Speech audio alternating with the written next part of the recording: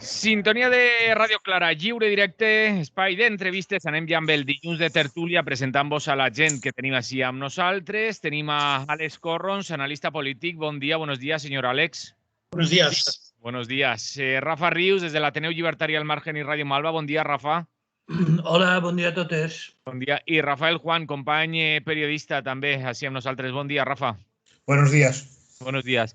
I anem a començar ja el dilluns de tertúlia amb un tema que ens plantejava Àlex ahir quan li dèiem que estava la proposta oberta per a plantejar els temes per a la tertúlia d'avui, i ens dia Àlex, diu, un tema que estaría bien comentar es la falta de debate científico en España respecto a otros países, como Francia, donde los medios de comunicación organizan debates científicos con diferentes formas de enfocar todo el asunto derivado del COVID, desde medidas sanitarias, vacunas, limitación a las libertades, democracia, etcétera. Dice Àlex, y ahí igual entro ya en sus argumentos, que en España hay una especie de falsa unanimidad en la cual todo aquel que cuestione cualquier cuestión relativa al monotema es un negacionista, terraplanista, etcétera, estigmatizando y desincentivando que la gente se haga preguntas. Àlex continuaba con el mensaje, pero le vamos a dejar que lo explique él mismo. Àlex. Bueno, lo que sucede es que hoy en día hay un relato, al menos en España, es un relato único e indiscutible además. Es decir, y además hay una unanimidad a nivel político al respecto. O sea, básicamente están todos de acuerdo en que esto sea así, en que no haya ningún tipo de cuestionamiento a las cosas que se están haciendo, a las decisiones que se están tomando.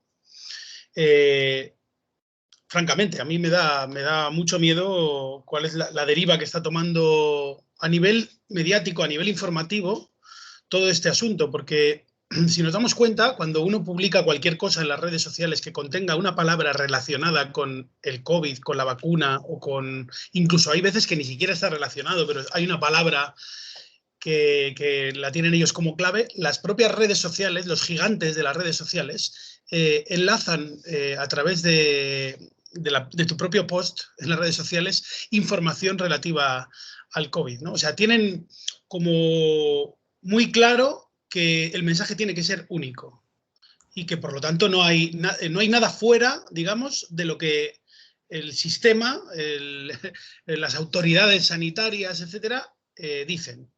Pero, sin embargo, hay científicos y, bueno, que no están de acuerdo del todo con muchas cosas que se están haciendo o que se están imponiendo normas de dudosa motivación sanitaria, ¿no? Como mínimo. Creo que en España nos falta un poco esto. Es decir, nos falta que no se invita en un debate a participar a los 15 epidemiólogos que salen ahí todos los días, porque son los mismos 15, pues que saquen a otros 15, porque los hay, o sea, que cuestionarían muchas de las cosas, muchos de los postulados que se están tomando respecto a muchas cosas, ¿no? Y no solamente a científicos del ámbito de la materia del virus o de la pandemia, sino incluso hablo del paradigma de las libertades, ¿no? Que esto es una cosa tremenda, porque, oye, llevamos, pues no sé, 1 año y medio con muchas restricciones a las libertades. Y el gobierno más progresista de la historia de la democracia y tal, no nos ha preguntado absolutamente nada al respecto. Entonces damos por hecho que todas las medidas que toma el gobierno son por nuestro bien, pero nadie nos pregunta si nos parece bien o si estamos de acuerdo incluso con esas medidas, o si a lo mejor podrían ser otras diferentes, porque no en todos los países del mundo se han tomado las mismas medidas, ¿no? Y bueno, creo que hay países en los que se ha restringido menos libertades que en España y que la pandemia pues, ha tenido la misma incidencia e incluso a veces menor, ¿no? Hay otros sitios que peor. Pero bueno, hay muchas variables, ¿no? No solamente es la restricción de las libertades, creo yo. Entonces, bueno, sí que he hecho en falta que haya debate, ¿no? Porque parece ser que cualquiera que cuestione o que, bueno, intente hacerse preguntas, pues ya enseguida es tachado y estigmatizado como negacionista, se le pone una etiqueta y entonces ya se acaba la discusión, ¿no? Incluso a mí me han llegado a decir que como cuestiono me hago muchas preguntas, o como no estoy de acuerdo en el tema de la vacunación porque considero que todavía no ha pasado el tiempo suficiente para que considere que eso es seguro, soy de derechas, ¿no? Porque no me parece bien que se fuerce a la gente a vacunarse. Entonces eso ya me convierte en un agente de la derecha o en un tal, ¿no? Esto pasa, y principalmente creo que pasa porque gobierna la izquierda, ahora mismo, ¿eh? Porque si gobernara, pues yo qué sé, Rajoy, pues yo diría lo mismo, ¿no? Entonces me dirían que soy un bolivariano o qué sé yo, ¿no? Porque aquí de lo que se trata es de, digamos, de establecer como una especie de dualidad en la cual o estás a favor o estás en contra, y en todo ese magma nos perdemos porque hay un montón de grises en los que yo puedo estar de acuerdo en unas cosas y no en otras, y ante la falta de debate, pues yo lo que propongo es que haya ese debate y sobre todo, bueno, incluso desde nuestra modesta posición en esta radio, promover, ¿no? Que pueda haber algún tipo de debate en algún momento al respecto, ¿no? Con gente experta en la materia. Yo evidentemente no tengo ni idea de virus ni quiero saber, pero sí tengo mi opinión respecto a las libertades, respecto a muchas cosas, al tema político, y creo que las decisiones no solamente pueden tomarlas señores que sepan de virus, que hay muchas cosas en juego. Rafa Rius. Sí, no, jo en general estic d'acord totalment en les paraules que estava dient ara Àlex. Jo crec que en el fons de la qüestió està el que la ciència, evidentment, no és escèptica i moltes vegades s'utilitza com una dogma sense tindre en compte la seva contingència i la seva provisionalitat. Vull dir, tots els avanços científics no són eterns i n'hi ha molts que neguen els anteriors, que avancen, que retrocedeixen, que axiomes que pareixien clars deixen de ser-ho, etc. No? I en aquest cas, per lo que estava comentant ara, la pandèmia ha sigut el paradigma perfecte de la utilització interessada de la ciència per part del poder. Vull dir, n'hi ha situacions en què, com ell dia, es perden els matisos, no? És un pensament binari, com si foren tots ordinadors, 0-1, 0-1, 0-1, i o oficialista o negacionista, i no n'hi ha grisos. Vull dir, qualsevol forma de matisar qualsevol tipus de qüestions són tatxades d'acientífiques i a la paperera i no s'habla más del tema, ¿no?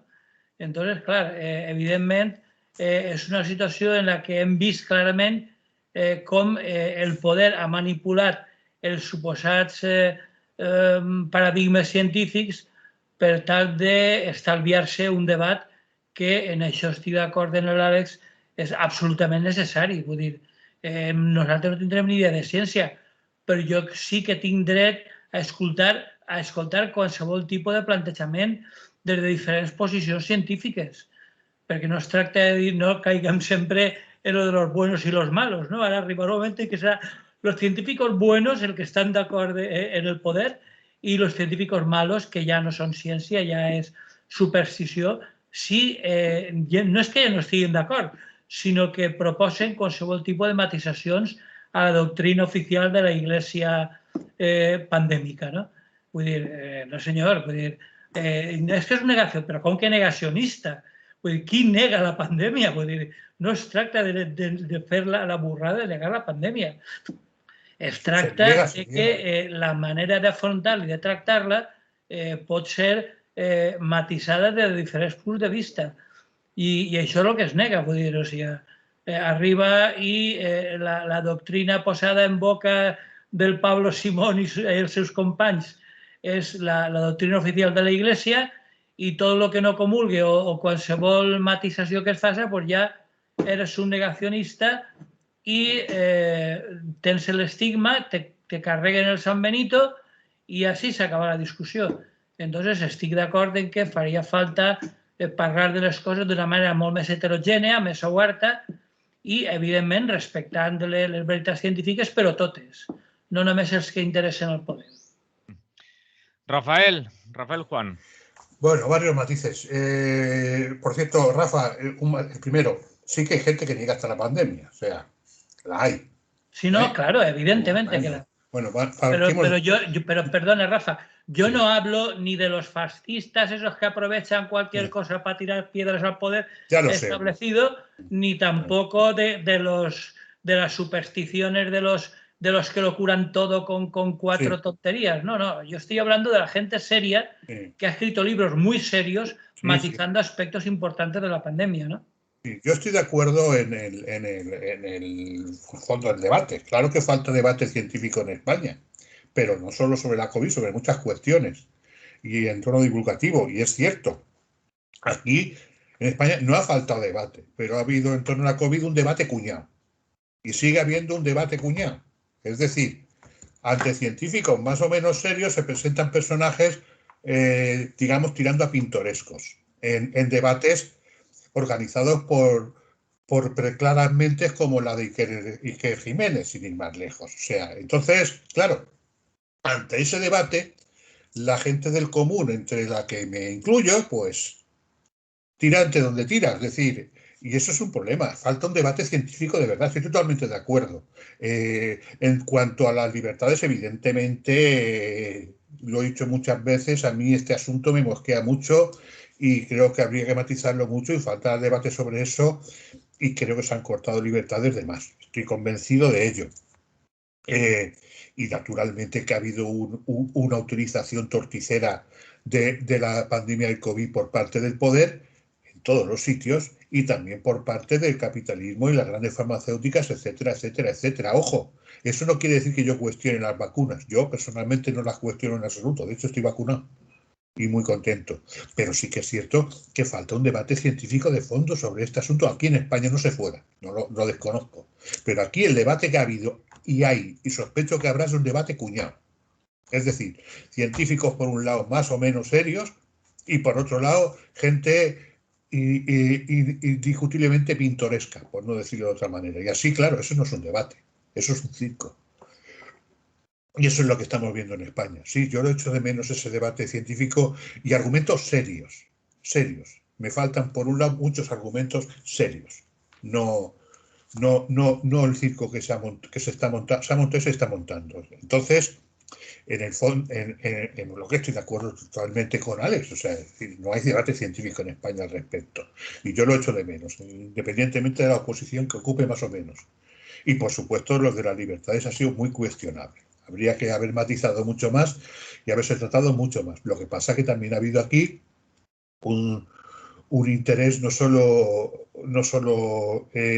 sanitario, digamos, sino muy político. O sea, por un lado, el gobierno ha tomado una serie de medidas y en vez de llegarse al Parlamento por parte de la oposición, pues un debate serio sobre el alcance de estas medidas, su necesidad, su constitucionalidad, ha habido un acoso y derribo a lo bestia sin matices. Hoy estoy en A y mañana estoy en B. Si tú quitas libertades, yo estoy con las libertades. Si tú las pones, yo las quito. Y así no se puede ir a ningún lado. Y eso es un problema que ha habido, que tenemos también. O sea, no ha habido un debate político serio tampoco al respecto. Entonces, así es como estamos. Yo lo echo de menos. Realmente estoy de acuerdo con Alex. Falta un debate científico serio. No lo que hay aquí, que es un puñetero circo. Alex. Sí, yo creo que efectivamente, frente a la docena de epidemiólogos que aparecen en la televisión en España, que son una docena, ¿eh? Yo me imagino que habrá muchísimos más expertos en la materia, pero ¿por qué para defender relatos contrarios a ese, lo que hacen es sacar a gente, como tú dices, pues muy histriónica, que además igual no viene ni del mundo científico o en fin, para poder ridiculizarla, para eso lo hacen, para ridiculizar cualquier cuestionamiento. Entonces es muy importante esto que has dicho, porque realmente si no hacen un debate científico es porque no les interesa que haya un debate científico, porque no les interesa que haya gente dudando, que no les interesa que pase como en Francia, que el 40% de los sanitarios no se querían vacunar y les han tenido que hacer una ley para obligarles. Y si el 40% de los sanitarios no se quieren vacunar, será por algo, ¿no? Porque a lo mejor, no sé, igual se cuestionan cosas, ¿no? Que luego igual a lo mejor no pasa nada y la vacuna va todo genial y no sé qué, pero mira, hasta dentro de 4 o 5 añitos no vamos a saberlo. Y eso es así, porque, claro, todavía científicamente No ha pasado ese tiempo como para poder hacer un estudio de campo. Necesitas llegar a ese lugar. Lo que pasa es que como con el tema de la prisa, el colapso hospitalario y no sé qué, pues han querido acelerarlo y han apostado a esa carta, por cierto, dejando otras cartas sin jugar, como el propio tratamiento de la enfermedad que se desarrolla. En vez de una vacuna, ¿no? Como ya se está investigando que parece ser que funcionan algunos tratamientos, pero como se está tirando, se están poniendo todos los huevos en la misma cesta de las vacunas, pues es posible que avance más despacio o avance demasiado tarde, cuando ya no se hayan vacunado a 4 veces pues a la mitad de la población mundial, pero la otra mitad de la población mundial no la va a recibir nunca, seguramente, o más de la mitad. Luego, hay otra cosa. Mira, por ejemplo, en Castellón, una familia que quería que su familiar fuera tratado con ozonoterapia porque estaba muy enfermo por el COVID. Y los sanitarios del hospital se negaron y un juez tuvo que autorizar que les dejaran entrar en el hospital con un equipo de ozonoterapia y tal, que lo pagó la familia, por supuesto. Y ha salido el otro día el chico recuperado, ¿no? Que igual no es por la ozonoterapia, pero bueno, en cualquier caso, para que veamos hasta qué punto llegan las libertades de cada uno de poder decidir qué tipo de tratamiento quiere o no, ¿no? Ya se pone hasta esto en cuestión. Hay expertos, hay científicos de reputado prestigio que han dicho muchas cosas muy serias cuestionando el tema de la pandemia, incluso un Nobel de Medicina, al que se dice que está senil, porque no opina lo que se supone que tiene que opinar. Entonces ahora se dice que es un señor muy mayor y que debe de tener Alzheimer para decir lo que dice. Y estos son los argumentos que se utilizan para anular cualquier tipo de discordancia con el tema. Y luego hay una cosa que me apetece compartir con vosotros porque, como decía Rafa, no se trata de negar la pandemia. Ojo con esto, con el lenguaje, porque verás, en el año 2008, unos funcionarios de la OMS modificaron el término de pandemia. Lo modificaron. O sea, antes era necesario que hubiera un grado de mortalidad determinado para poder denominar que un virus se convierte en una pandemia, ¿no?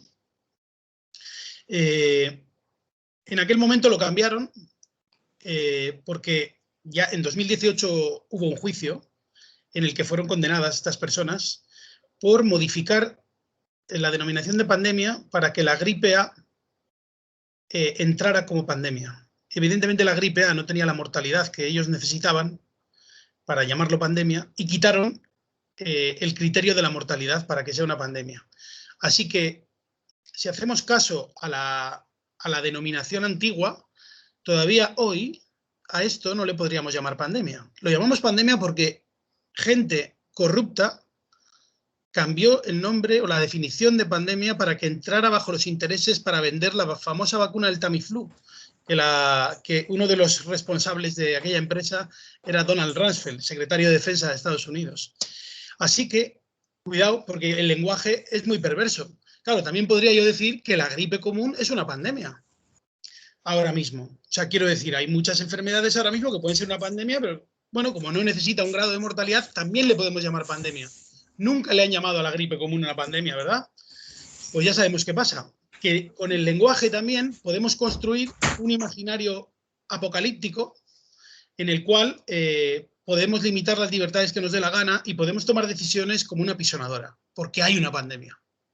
Pero claro, tengamos en cuenta también esto. O sea, es innegable que hay un virus, es innegable que puede provocar la muerte, es innegable que puede provocar efectos secundarios severos, que es muy contagioso, pero fijaros la diferencia de llamarlo o no llamarlo pandemia. O sea, pandemia es, pues eso, hablar del apocalipsis, ¿no? Un poco, en el imaginario colectivo. Claro, si no hay o sea, pandemia puede ser mañana cualquier virus que no sea mortal. ¿Me explico? Y eso antes no pasaba. Y empezó a pasar cuando se corrompieron 3 funcionarios de la Organización Mundial de la Salud, que por cierto es la organización que hoy toma todas las decisiones a nivel global respecto a este tema. Es decir, son los que marcan las directrices. Y claro, si es un grupo tan pequeño, pues es muy fácil de corromper por quien sea, por las farmacéuticas, por intereses privados, etcétera. Entonces, no sé, yo como mínimo tendría mucha precaución y mucho cuidado. Y bueno, una organización como la OMS que tiene un historial que da para hablar largo y tendido. Telefonada i després Rafa Rius i Rafael Juan. Bon dia, buenos días. Bon dia, soc Vicent, truque des de Puçol. Dinos, Vicent. I volia desitjar-vos bona etapa postvacacional i després molta energia.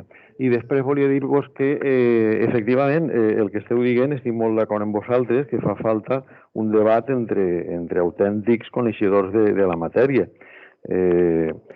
Aleshores, en Ràdio Clara, això anime, i si puc ajudar en alguna cosa, seria interessant que es donara, que es duguera a efecte, que hi hagueren investigadors, hi haguera un espai i que parlaren d'aquestes coses, d'aquest virus i d'altres. Perquè hi ha un programa de ciència, però no arriba a estar sempre, a parlar sempre de l'actualitat, senta bases, que està molt bé.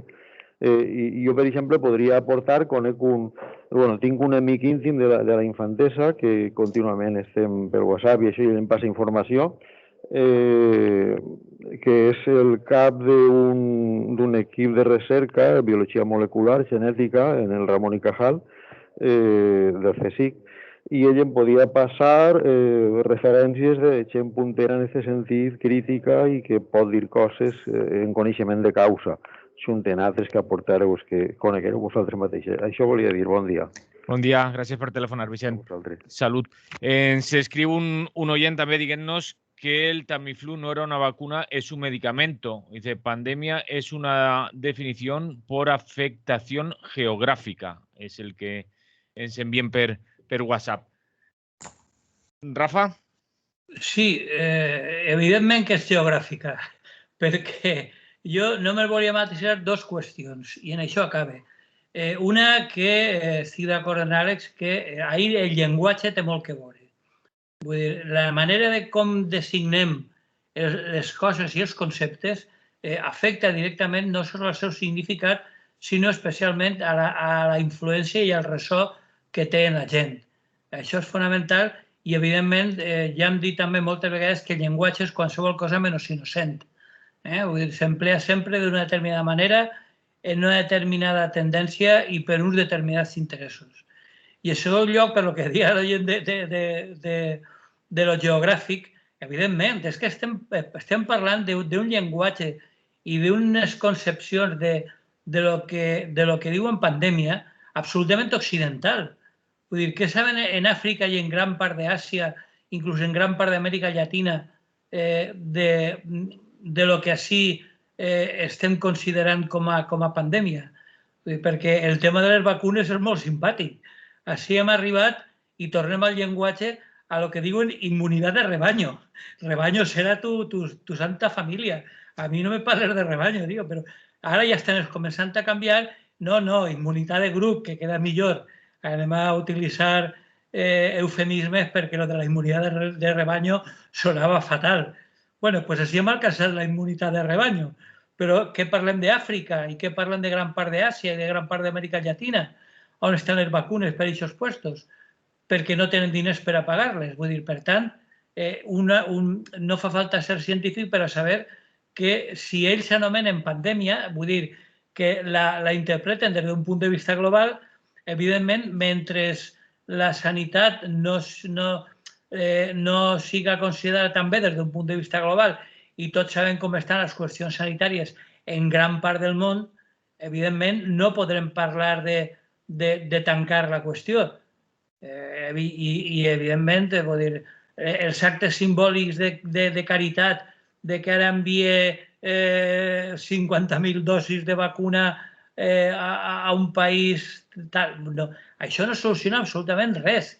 I mentre la comunicació siga sent global i els viatges continuen sent de part a part del món, evidentment el tema no està en absolut clar. Vull dir que una vegada més estem parlant d'una visió occidental i de països rics del tema, no? I per tant, ahir n'hi ha moltes qüestions que només se podran intentar dilucidar almenys des del punt de vista teòric, en un debat seriós i en profunditat. Rafael Juan. Sí, varias cosas. Bueno, yo no sé lo que es pandemia, lo que no es pandemia. Sí sé que esta COVID mata.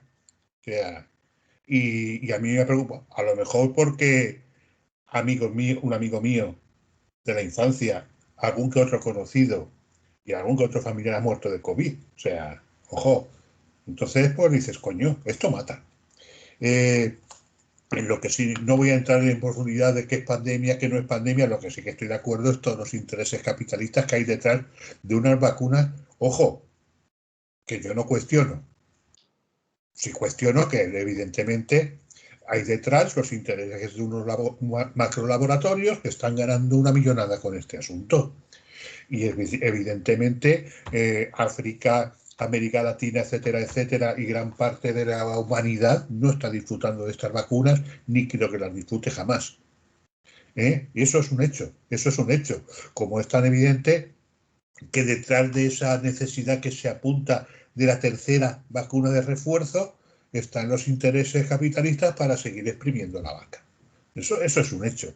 Y aquí lo que está levantando esta pandemia, lo que ha puesto de relieve, ha puesto patas arriba y a la vista de todo el mundo son las miserias del capitalismo. Y eso no lo van a disimular por mucho que lo intenten. O sea, esto ya no es un debate científico, esto es un debate político y social. Es decir, vamos a lo de siempre. El capitalismo depredador que no perdona ni pandemias ni leches y que abusa de la gente en la enfermedad, en la salud y en todo lo que sea falta. Es como el matrimonio, pero en plan muy mala hostia, o sea, muy mala leche. Y ese es el problema de fondo que tenemos ahora mismo. Evidentemente, yo no sé si esta pandemia saldremos o no saldremos, pero desde luego en los países en los que no llegue la vacuna y no va a llegar, ya se pueden dar por jodidos. Y eso es un hecho.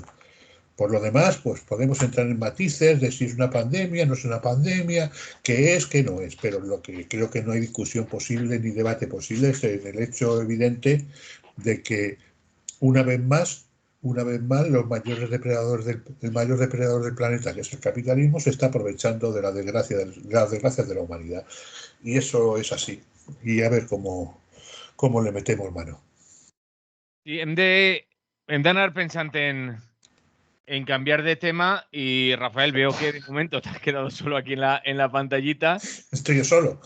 Estás solo, así que te va a tocar. No, ya han puesto un matiz más, aprovechando que estoy solo y nadie me oye. Aprovecha.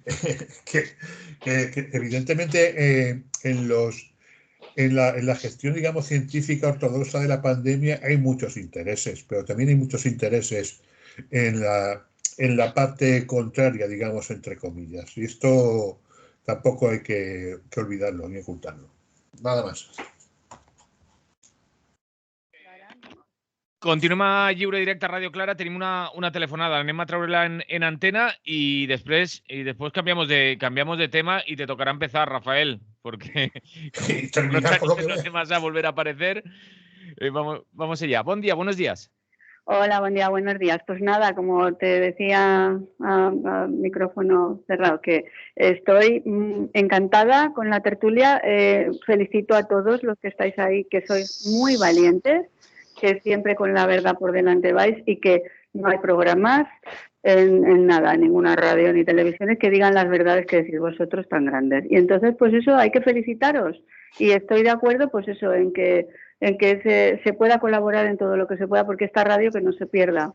Y daros la bienvenida, ¿eh? Muy bien. ¿Vale? Después del verano. Un abrazo a todos. Pues muchas gracias, Sara. Salud. A vosotros y a vosotros. Salut. Anem a canviar de tema, perquè si no no es va donar temps. Ens envien una informació de 2013 que apareix a la voz de Galicia.es, concretament del 11 de junio de 2013, que parla diu per títol la OMS cambia el sistema para decretar pandemias. Diu, la Organización Mundial de la Salud presentó ayer las nuevas directrices sobre gestión de pandemias de gripe que ahora estarán basadas en evidencias reales de riesgo de contagio y severidad del virus. Dice, la crisis de la gripe A en el 2009 puso de manifiesto que el actual sistema es inapropiado, ya que se declaraba automáticamente una pandemia si había contagio sistemático entre humanos en dos países de una misma región y en una nación de otra región mundial. Dice, esto supuso, en el caso de la gripe A, que se asumieran unas estimaciones de contagio que nunca se dieron.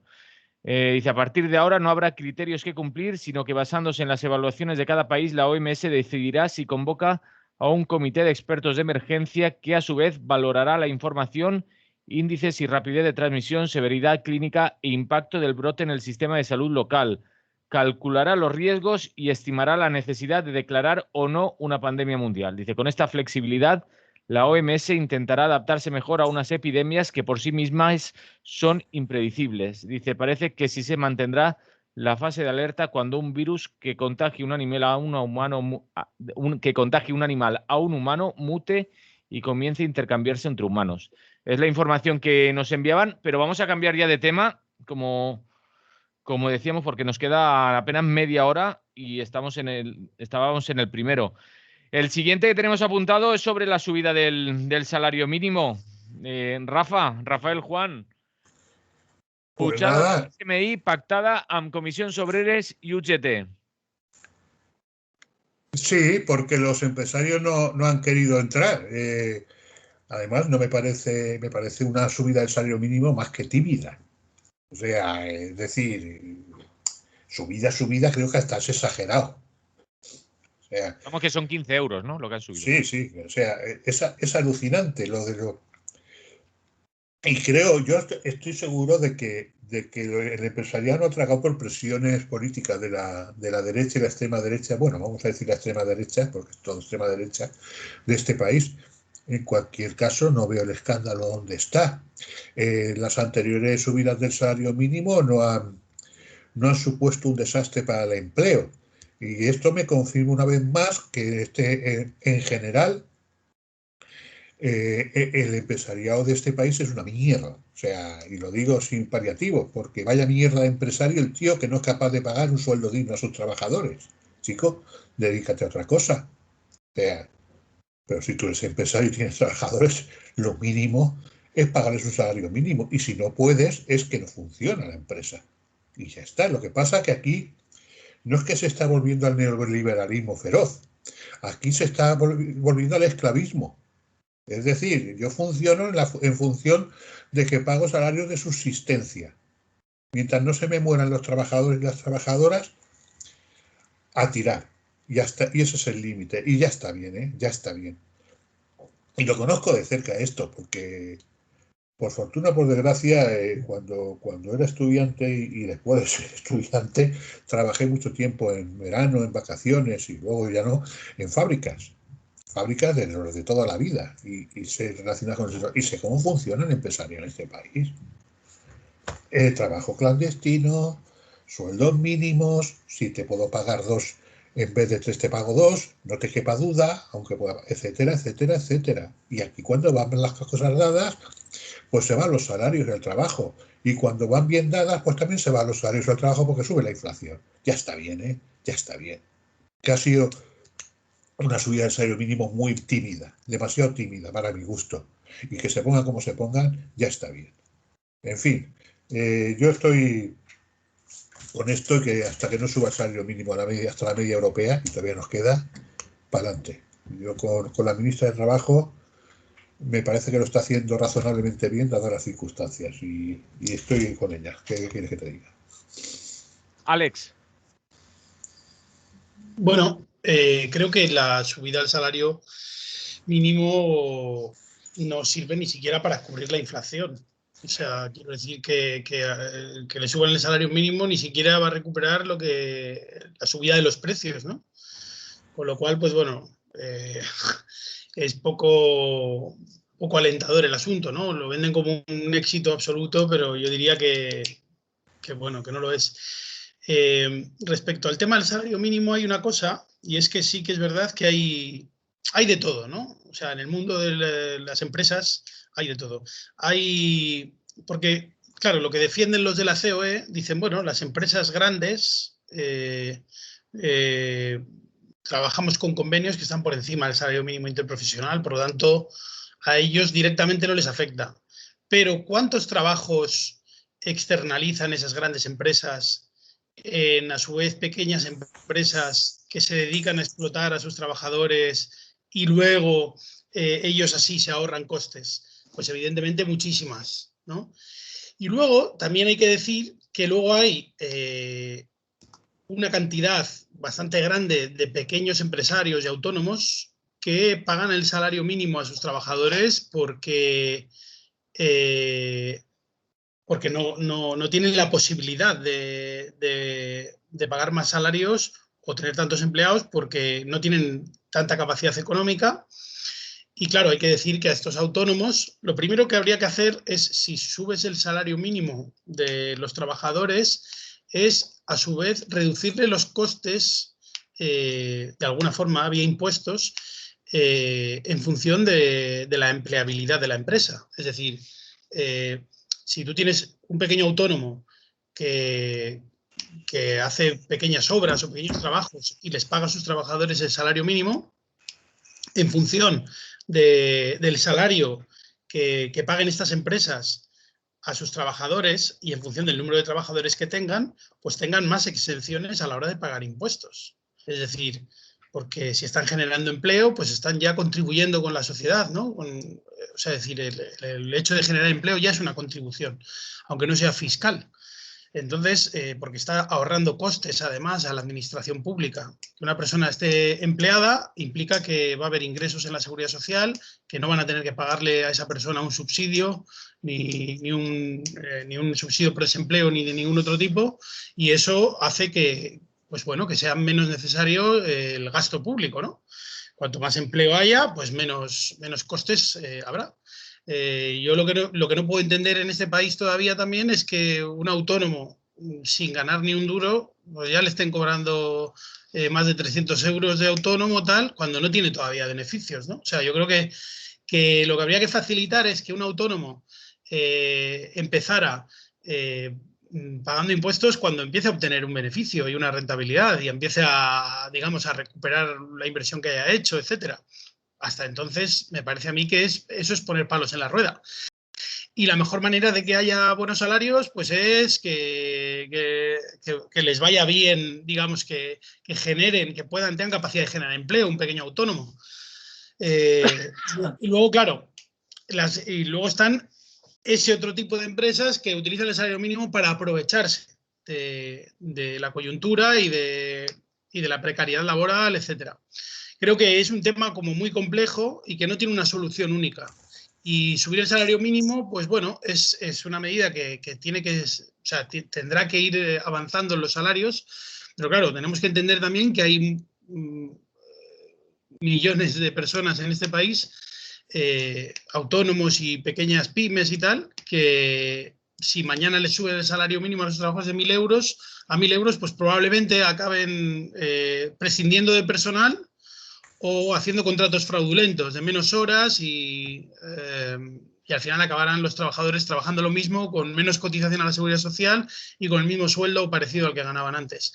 Así que hay que ver si resulta eficaz del todo solamente subir el salario mínimo con una medida suelta. Yo creo que no funciona solo subir el salario mínimo, sino lo que tienes que es acompañarlo de otras cosas. O sea, incentivar de alguna manera a las pequeñas empresas a que si le pagan más a sus empleados y si tienen más empleados, paguen menos impuestos. Eso sería la manera de subir el salario, de una forma natural, ¿no? Sin imponerlo. Es decir, automáticamente que una empresa que le paga a su trabajador más que el salario mínimo, pues tenga unos derechos, unas exenciones fiscales y en función del número de trabajadores y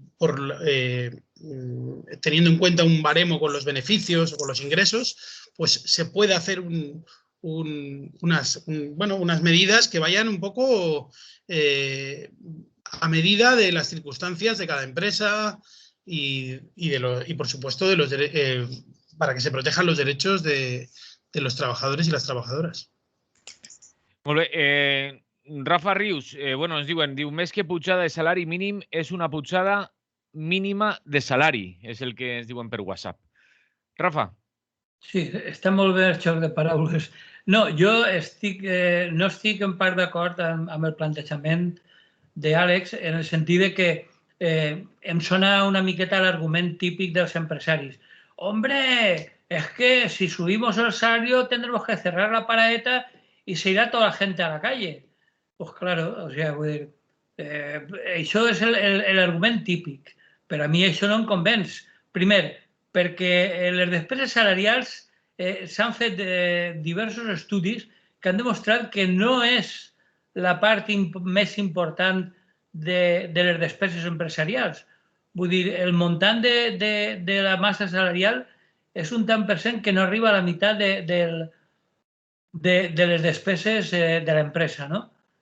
I, per altra part, el que han signat en els anomenats agents socials, repeteix, agents socials, que no sindicats, UGT i comissions, i que no ha comptat amb la patronal perquè no ha volgut signar, ja veus tu la misèria de lo que anomenen la mínima pujada, de la que parlava l'oient, ni això han pogut signar.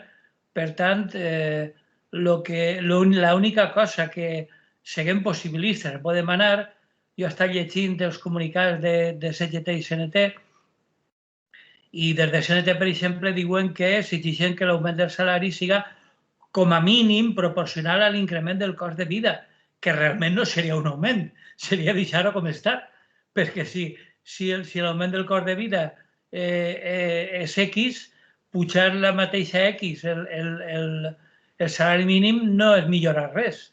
Per tant, el que demana la CNT és, com a mínim, la pujada del salari mínim interprofessional a l'estat espanyol, que ara crec que estava en 1,1 i poc més euros al mes, que si se distribueixen 12 pagues, perquè si distribueixen els 14 que solen estar habitualment no arriben ni als 1.000, se queden uns 150. Entonces és absolutament insuficient. Vull dir, pregunteu-li a qualsevol, sobretot si té que pagar un lloguer, qui pot viure en menys de 1.000 euros al mes, no? Entonces, i això parlant de salaris mínims i de qüestions legals, per no parlar de les nombroses il·legalitats totalment ignorades per la posició de treball, d'hores extra no pagades o pagades per baix de lo que deurien, de treball sense contracte o amb contractes parcials, etc., no? Treballs en negre, vull dir, entonces, parlar d'aquest salari mínim interprofessional en una situació com la que estem vivint és absolutament de xiste, vamos. I si damunt van per ahí traguem pit de lo que han aconseguit i de que la situació està millorant i de, bueno, i ara quan arriben els fons europeus això va ser el país de jauja, pues, bueno, realment ens sembla que estan traguent pit una miqueta prematurament, no? A part d'això, afortunadament, ja n'hi ha moltes empreses on les seccions sindicals són fortes i estan imposant convenis col·lectius a partir del 2% i per ahí, no? Entonces, bueno, la pujada actual és absolutament ridícula tenint en compte com està el tema de l'habitatge, de la llum, que ha estat parlant de Juan abans, dels queviures o dels combustibles, no?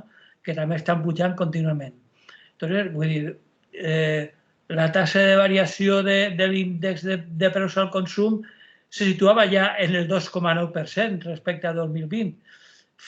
Front a aquest 2,9%, parlar de com a molt de l'1,7% és ja no igualar la pujada del cost de la vida, sinó ni tan sols arribar. I, per tant, suposa continuar perdent poder adquisitiu i continuar fent cada vegada més profund l'abisme social entre les rendes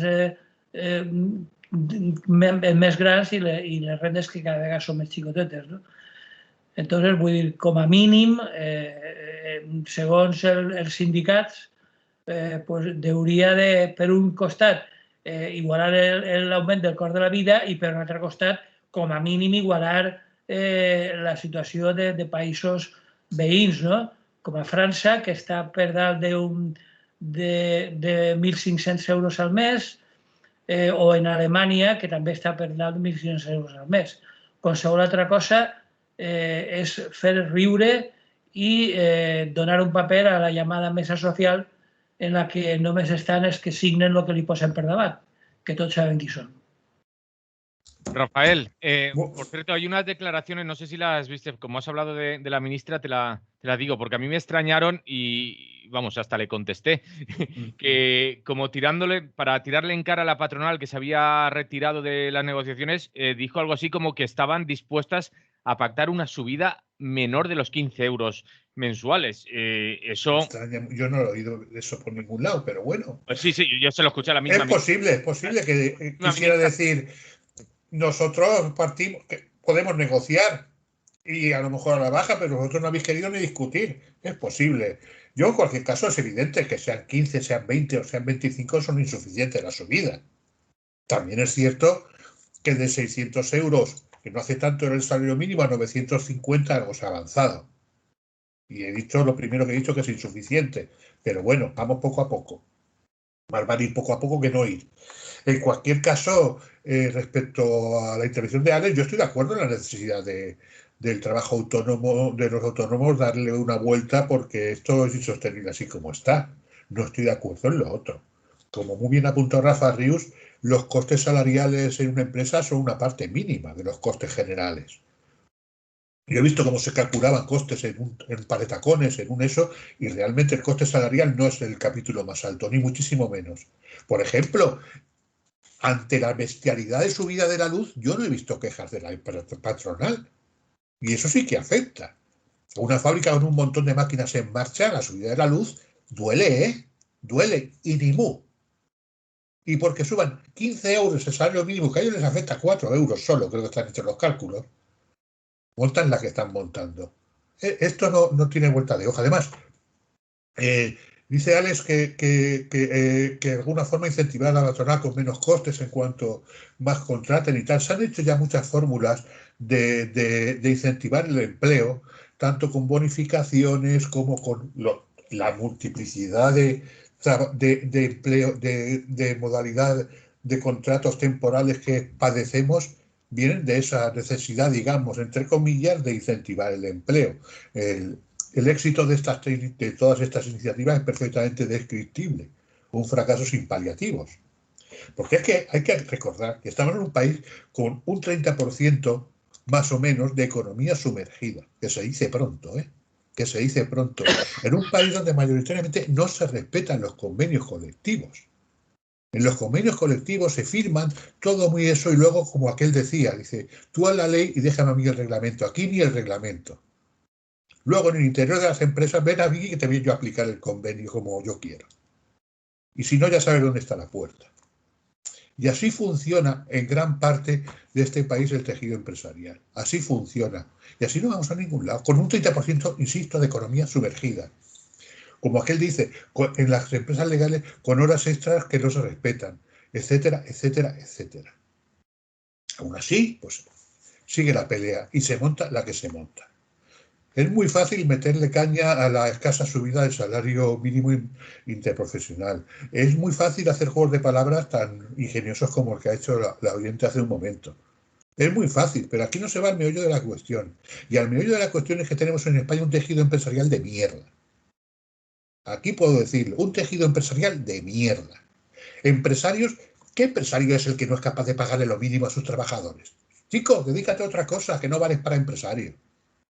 Que no vales para empresario y luego presumas de que das empleo. Tú no das empleo. Tú das puestos de mierda de esclavos. El esclavismo del siglo XXI, que es como funciona.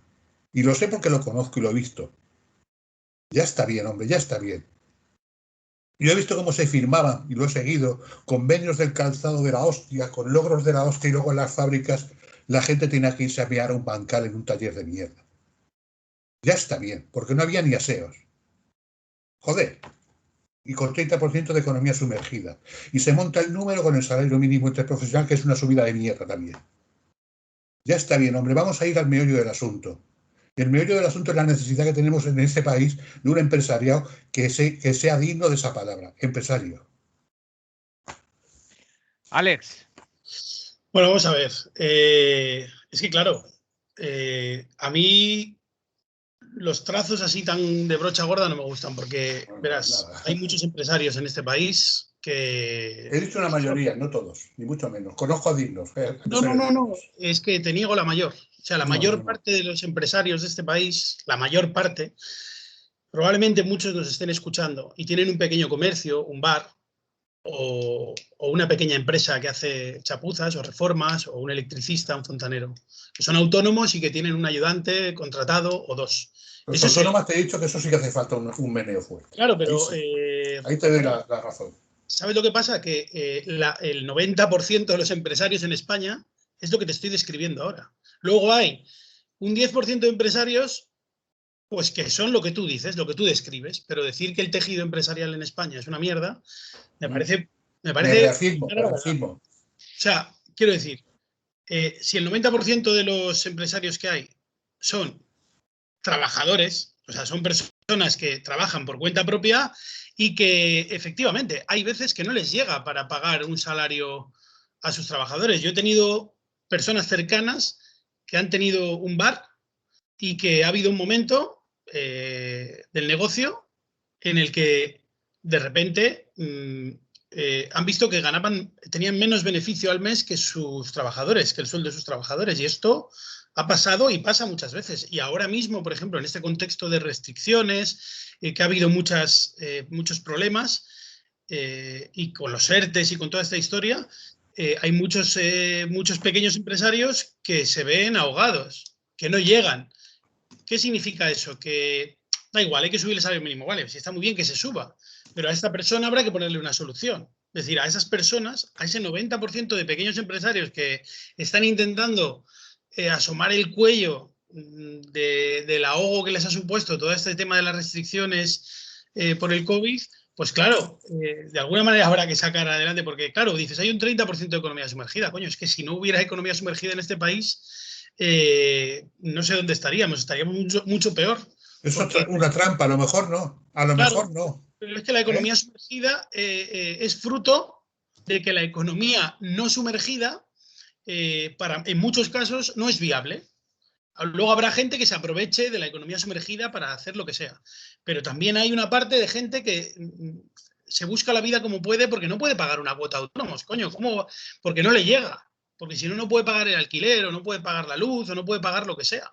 Entonces, ya ni siquiera te estoy hablando de gente que emplea gente, sino incluso el propio autónomo que no tiene a nadie empleado y que no llega a fin de mes y que te viene un fontanero a tu casa y no paga autónomos el tío porque es que a lo mejor no le llega para su vida diaria. Entonces, ¿cómo va a plantearse si tiene un empleado o tener un empleado si ni siquiera le llega prácticamente para sobrevivir? Entonces es normal que exista la economía sumergida en este país porque la cosa está organizada a que tú pagas y luego ya veremos si ganas y si tienes suerte. Entonces yo creo que debería ser al revés. Deberías de empezar por no pagar o pagar muy poco y luego ya cuando empieces a obtener beneficios, entonces desde ahí se sacan las cuentas. Mientras tanto, lo que estamos haciendo es meter a un montón de millones de personas en la economía sumergida, que los salarios se mantengan bajos, porque lo que mantiene bajos los salarios es que la competición está a la baja, no al alza. Es decir, no se pelean por tener trabajadores porque falta empleo. Entonces, como falta oferta de empleo, se aprovechan de eso para tirar para abajo. Pero claro, es que si no dejas que la economía no sumergida sea viable para todo el mundo, es decir, que cualquiera que se esfuerce un poco y monte su pequeño negocio pueda prosperar de alguna manera, pues lo tenemos muy difícil para que la economía vaya bien o para lo que sea, ¿no? Independientemente de que estamos dejando de lado el tema de hacia dónde tiene que ir la economía, que eso ya sería otro tema, ¿no? Porque evidentemente como estamos en la lógica del crecimiento de la economía y todo esto, pues nos nubla la vista, pero es que al final todo el mundo está metido en la rueda de la deuda. Y esto es triste, pero ahí es donde habría que meterle mano a todo. Rafa Rius. Sí, bueno, que està clar, que és evident que la majoria del teixit empresarial en Espanya és de pimes, però això no és excusa. Sobren emprenedors. Jo estic ja fart de la retòrica i la mística dels emprenedors. Jo no parlo d'autònoms, però autònoms de veres, autònoms que se busquen la vida ells a soles.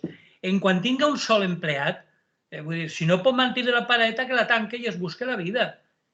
Si no obtenen beneficis, doncs això, que tanquen la paradeta. Per a mi autònom com el seu nom indica, és aquella persona que de manera autònoma treballa per a ell mateixa. En el moment tinga algun treballador al seu càrrec, és un empresari, xicotet o mitjà. I ja dic, si no pot mantindre's perquè no dona beneficis, és evident, ningú manté a obert un negoci que produïsca pèrdues. Per tant, que tanque la pareta, siga l'hostaleria o siga del que siga, o que se la treballi mateixa. I tot el més, retòrica. Ens diuen per WhatsApp, diu, si no puedes pagar un salario decente, no contrates a nadie. Hazlo tú y tu familia o no montes una empresa. Evidentemente. Empresario, nos dicen, es por WhatsApp. Hem de pensar també en canviar de tema o tractar alguno més si voleu. Jo vos vaig a llegir el que queda per així, com si voleu continuar parlant del salari mínim, però jo com a mínim vos llegir els titulars. Teníem lo d'Afganistan, que Rafa Rius va estar parlant divendres ja un ratet al voltant de la vergonya del que allà ha ocorregut. Tenia altre que apuntar per així, transició verda, que igual li agrada a Àlex, i altre fica detingut al complet, que vaig allargar-lo tot el que puga, detingut al complet el grup d'estupefaents de Mérida en una operació antidroga. No pot ser, no m'ho crec. Això és una fake news. Eso es bueno. Ay, Dios. Este lo voy a alargar unas cuantas tertulias. Tireu-li com vulgueu, però ens queden 20 minuts. Perdona, jo volia fer, parlant d'Afganistan, bueno, jo ja vaig parlar prou el divendres, per tant, vaig a callar-me. Únicament, repassant una miqueta les informacions, ha entrat en la CGT i n'hi havia una imatge que no m'ha agradat ni gens ni miqueta. Damunt era una imatge photoshopeada, vull dir que li havien clavat el Photoshop a sac, i era contra la violència machista, està molt bé perquè tots sabem el que passa a les dones en Afganistan, i en el cartell apareixen unes dones amb hijab assenyalant una frase que diu «Talibán eres tu». I anem a veure, qui és tu? Qui és eixe tu? Perquè jo em puc considerar moltes coses negatives, entre altres elements enquistats i atavis que tots tenim de masclisme, però, home, precisament Talibán, doncs no, vull dir, això em sona allò de que és que tots els homes són iguals. Jo crec que no, Vull dir, no tots els homes, afortunadament, tindrem elements de masclisme residuals que encara tenim que fer-se mirar molt, però talibans, em sembla una exageració que em sembla contraproduent, vamos. Rafael, tú querías también algo. No sé, yo talibán no llego, yo de Mindundi no paso. Pero bueno, respecto a Afganistán, pues no estoy muy puesto yo en geopolítica. Evidentemente, esto es una señal más de la decadencia del imperio americano y de el reverdecer de otros imperios, creo. Aunque se está reajustando todo, mientras la influencia de China y Rusia en esa zona se está haciendo creciente, Estados Unidos pues está basculando un poco hacia el Pacífico, el Extremo Oriente, con esa alianza que ha pillado con Australia y con Inglaterra. Entonces, a saber cómo va a acabar esto. En cualquier caso, lo de Afganistán para mí es un síntoma de un poco de la decadencia inevitable del imperio americano. Suena así pomposo y tal, pero creo que por ahí va la cosa. Alex. Y el talibanismo, por cierto, está en alza, no solo allí, en general. Aquí tenemos a Bascal y compañía como muestra. Alex. Bueno, hay que decir que lo que ha pasado en Afganistán básicamente es un pacto de Donald Trump con los talibanes. O sea, es decir, Donald Trump firmó con los talibanes el abandono del país de las fuerzas militares norteamericanas, pero hay que decir que cuando... esto es un proceso de 2 años ya, porque creo que hasta hace 6 meses los talibanes ya controlaban el 80% del país. Lo que pasa que, claro, en cuanto han llegado a Kabul, pues ha sido ya como decir, bueno, ahora ya... No. Pero en realidad es una puesta en escena. Es decir, si no, no se entendería cómo han hecho todo esto del aeropuerto, ¿no? Cómo estaban los talibanes fuera y los norteamericanos dentro del aeropuerto, ¿no? Tutelando la repatriación de personas, etc. Eso está pactado. Está pactado por el gobierno de Estados Unidos, de Donald Trump, y Joe Biden ha continuado con la hoja de ruta de Donald Trump. Y bueno, lo que está pasando en Afganistán ahora es que se está empezando a... Bueno, se está visibilizando cuál es el tema de esta peña, de que lo que quieren es convertir a la mujer en un objeto a su amparo, para lo que ellos digan, como ellos digan, y lo que pueden decir o hacer una mujer está a la orden de los señores que allí gobiernan, porque son todos hombres, además.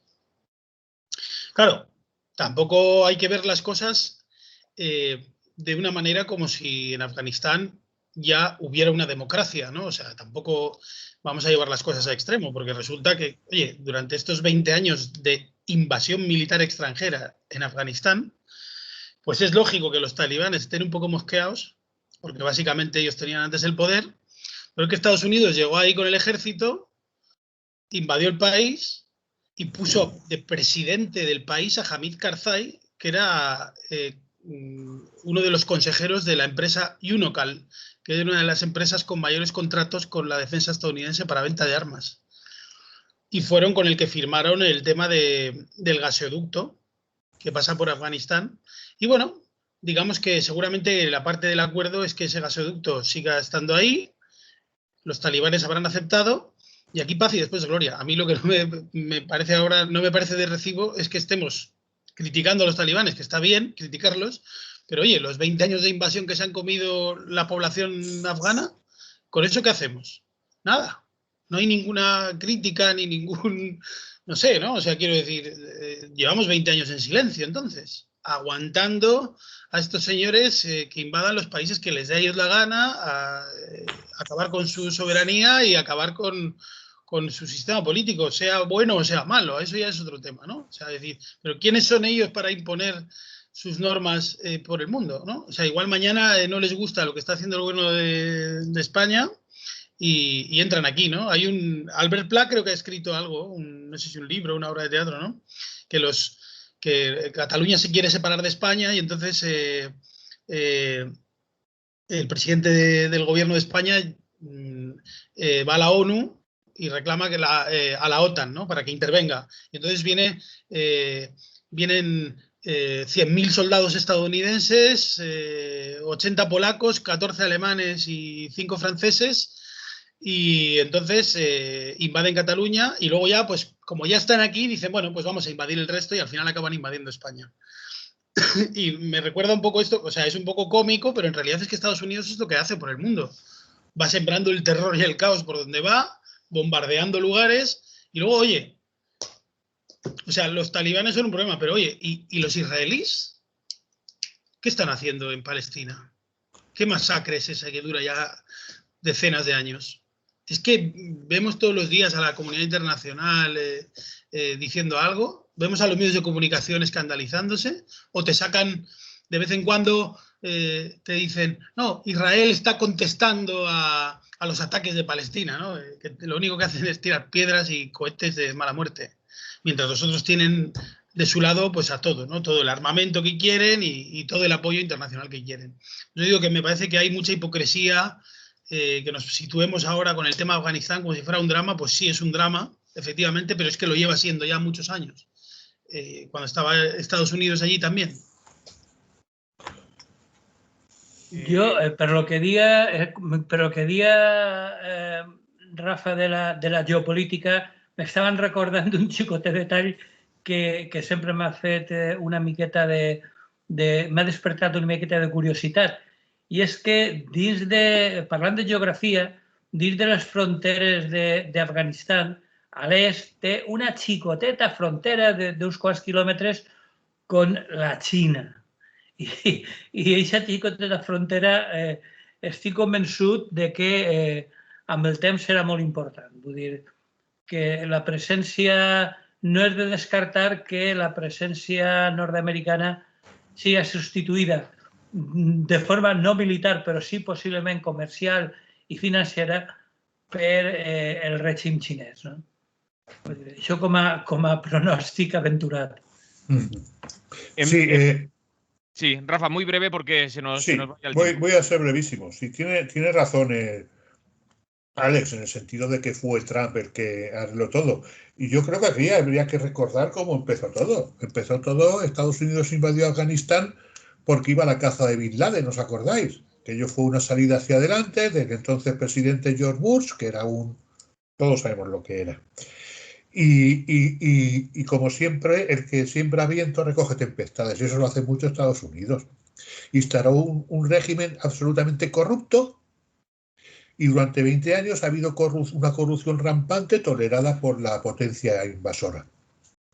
Y mientras tanto, los talibanes, que son todos sabemos lo que son, y desde luego, pues han jugado con mucha inteligencia, han ido negociando tribu por tribu en aquel territorio tan complejo, y han ocupado el 80% del país sin apenas pegar tiros, hay que recordarlo también, a base de negociar, han ido ocupando el 80% del país, favorecidos por esa corrupción de Karzai y el régimen títere impuesto por Estados Unidos, y han llegado y han ocupado Kabul, y estamos como estábamos, sin Bin Laden, pero con un régimen talibán en Afganistán, y como bien apuntado Rafa Rius, China ahí va a tener mucho que decir, y ya lo está diciendo.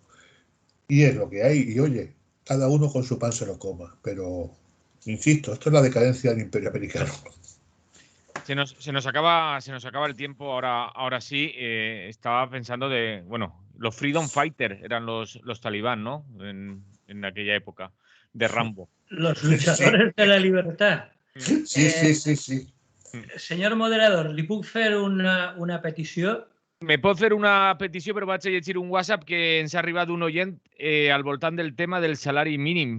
Diu, me parece muy fácil decir que aquel que es autónomo e intenta agrandar su empresa contratando a una persona y que si a esta no le puede pagar lo establecido, que cierre la empresa y que se busque la vida para él y su familia. O que no la contrate. Dice, y ya está, así de fácil. Dice, no sé de la mesa quién es autónomo o quién trabaja para el Estado o en un puesto mejor o peor. Dice, no me parecen unas declaraciones muy acertadas, pues hay pequeños empresarios que ellos y su único trabajador la están pasando canutas. Es lo que nos dice el oyente y leído está. Rafa Rius. Sí, no, simplement era que em semblen molt interessants els dos temes que queden pendents, tant el de l'anomenada transició verda com el de la corrupció policial en quant a narcòtics, i demanaria que es deixaren per a la setmana que ve. Vols quedar-te-los per al dilluns? Home, jo quedar-me'ls no, compartir-los en tot cas.